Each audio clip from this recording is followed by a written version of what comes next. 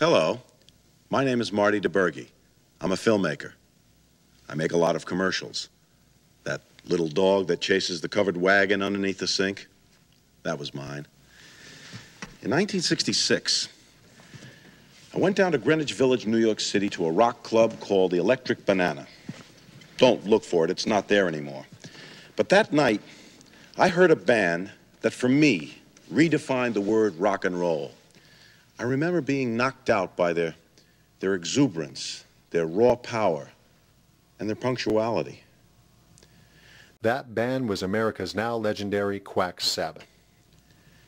17 years and 15 albums later, Quack Sabbath is still going strong. And they've earned a distinguished place in rock history as one of Aflac's loudest bands. So in the late fall of 2009, when I heard that Quack was releasing a new album called Smell the Wing and was planning their first tour of the United States in almost 6 years to promote that album, well, needless to say, I jumped at the chance to make the documentary, the, if you will, documentary that you're about to see. I wanted to capture the sights, the sounds, the smells of a hard-working rock band on the road. And I got that. But I got more. A lot more.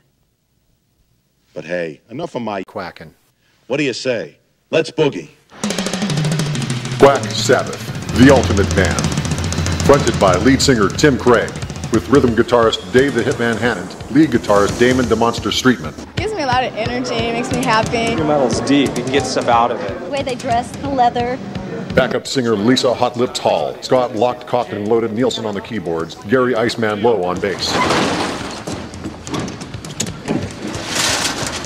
Watch his mouth, watch his mouth. Backup singer Dixie the Diva Simon, Scott Black Dog Blackshear on cowbell, and Josh Big Mo Freak Kirkland on drums.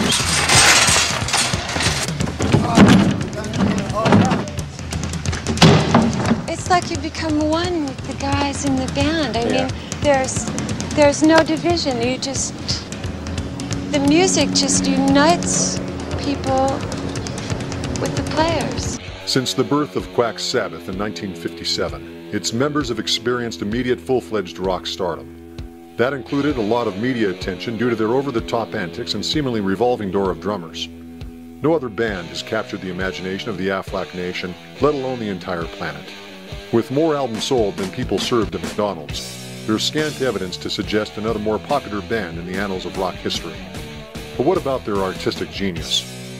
Despite the fact that they couldn't get any radio play, the public beat the media. They said, we want it. It sounds like a rock and roll band to me. It sounds like something that isn't manufactured. Whatever its qualities are, they seem to be genuine. Quack's beginnings go back to their lead singer and founder, Tim Craig.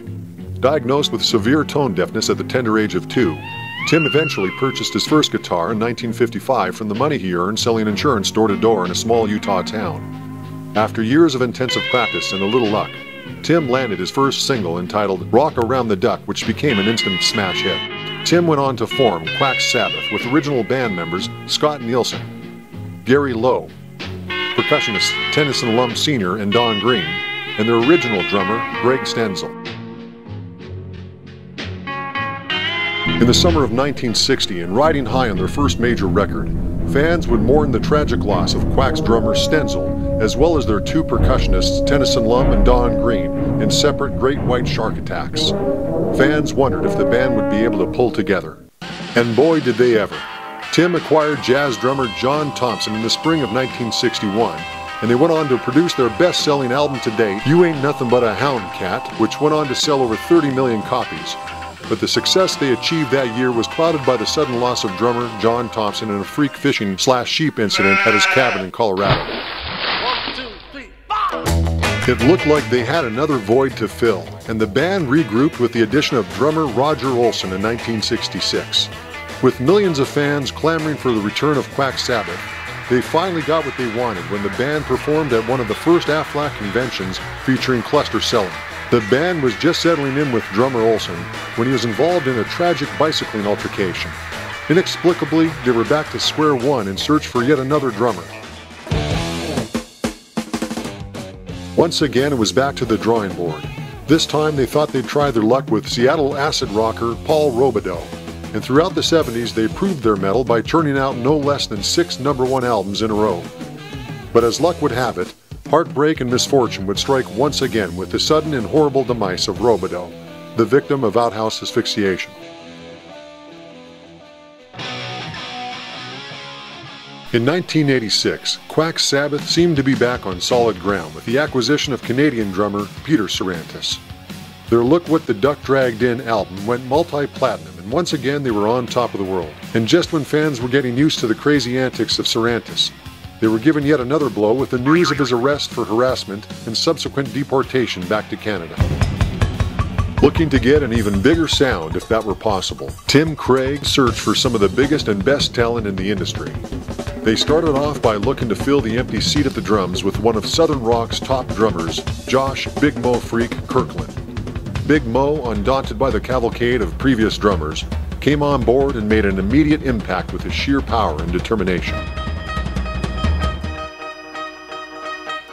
Eventually, Tim added the amazing backup talents of Lisa Hot Lips Hall and Dixie the Diva Simon.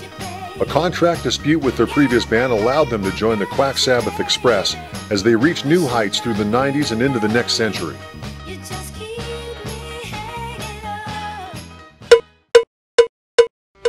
Not to be outdone by his competitors, Tim looked for more cowbell to add to the ranks of Quack Sabbath. In a stunning coup d'etat, Craig was able to steal Scott Black Dog Blackshear from the Californian band Blue Scalloped Cult. Blackshear is considered the preeminent cowbellist in modern rock history.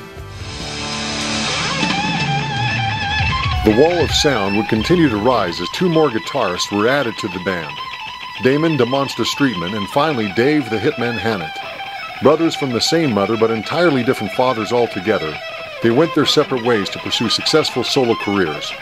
Streetman was always the steady Eddie of the two, keeping things real, and Hannett, the flamboyant one, always looking to push the envelope. Both would round out Quack Sabbath to the 9 members they have today.